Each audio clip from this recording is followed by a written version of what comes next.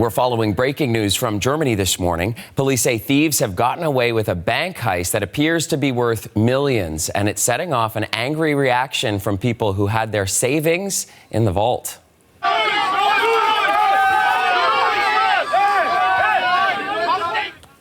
That's a look at the clamor outside the bank as word of the heist got out. Police say the thieves went for cash and valuables inside safety deposit boxes belonging to thousands of customers. John Northcott, co-host of CBC Radio's World Report, is on this one for us from London. John, Happy New Year to you. Not a Happy New Year for those customers who are now worried about their money, hey?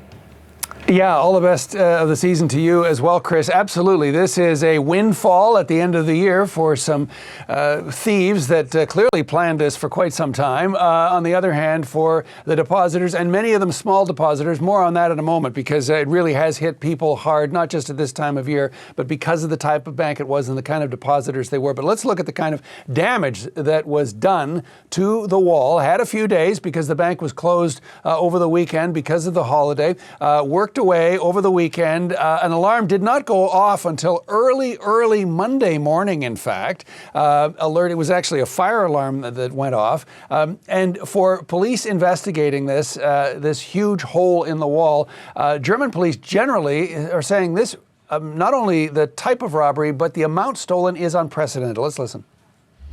Wir wissen noch nicht, wie groß der Tresorraum letztendlich ist, wie viele Fächer dort aufgebrochen worden sind und natürlich überhaupt nicht, was in diesen Fächern aufbewahrt worden ist.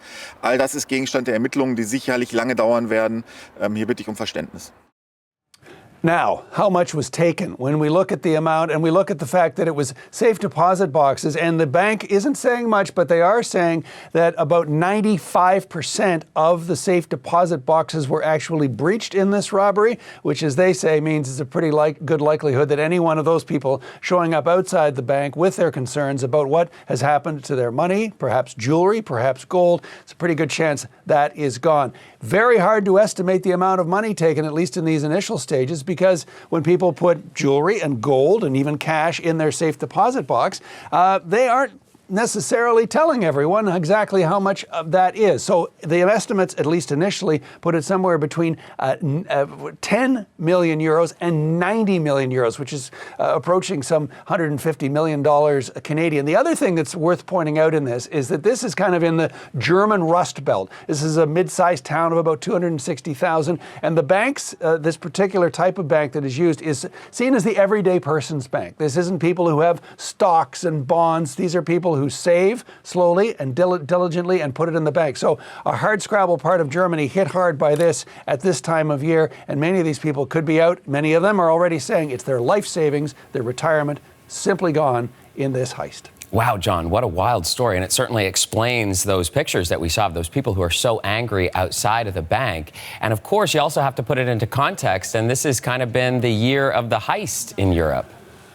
Well, you think of the Louvre robbery in October. That's not under cover of a holiday weekend, but done pretty much in broad daylight, where they had that extended ladder up into the gallery to steal many of the French crown jewels. But we are seeing, it seems, a taste for thievery that involves big paydays and careful planning. In the Germany case as well, we saw a type of machinery used that makes the police pretty sure they were working on this for quite some time. Stealing a car, all the planning that took place, and so far, no suspects in mind. All right, John Northcott, co-host of CBC's World Report, reporting this morning in London. Thanks, John. Cheers, Chris.